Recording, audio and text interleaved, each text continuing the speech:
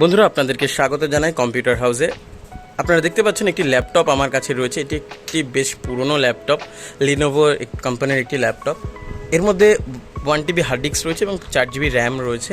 আর এটা পুরনো বলতে পেন্টিয়াম প্রসেসর রয়েছে ইন্টেলের। তো এর মধ্যে আমরা এটিকে একটু ফাস্ট করার জন্য এর মধ্যে এসএসডি ইনস্টল করব এবং এই প্রসেসটি আপনাদেরকে দেখাবো যে কীভাবে এসএসডি ইনস্টল করতে হয়, কতটা ফাস্ট এই ল্যাপটপটি হতে পারে আমি আপনাদেরকে দেখাবো। চলুন ভিডিওটি শুরু করা যাক। তো বন্ধুরা, এই এসএসডিটি আমি অনলাইনে পারচেস করেছি। এটি 1099 টাকার দাম পড়েছে। আর এটা হচ্ছে জেব্রনিক্সের 256 GB এসএসডি আছে। যদি আপনি কিনতে চান আমি লিঙ্ক ডেসক্রিপশনে দিয়ে দেবো, আপনি যেটি চেক করতে পারেন। আর এর সঙ্গে একটা ক্যাডি প্রয়োজন হয়। এই ক্যাডিটা 170 টাকা মতো অনলাইনে ছিল। এটা আমি অনলাইন দিয়ে পারচেস করেছি। তো চলুন বন্ধুরা, কিভাবে ইনস্টল করতে হবে আমি দেখাচ্ছি।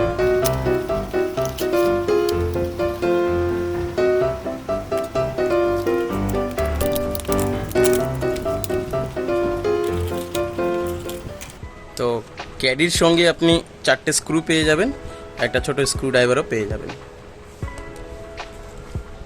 তো বন্ধুরা, এখানে যে কটি স্ক্রু রয়েছে আমরা এটিকে ওপেন করে নিই।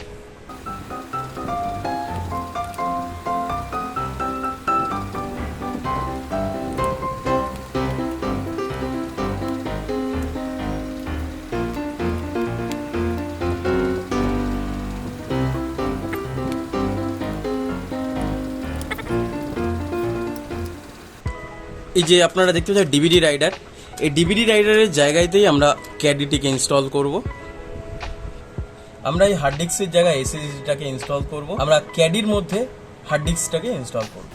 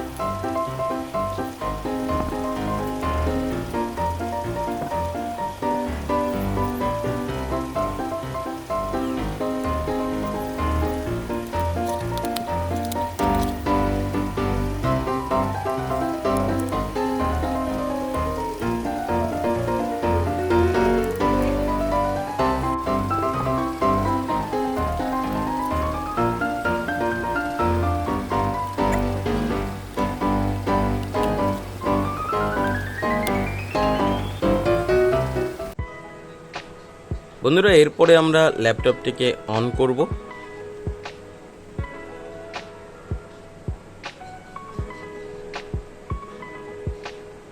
আপনারা দেখতে পাচ্ছেন ল্যাপটপটি অন হয়ে গেছে।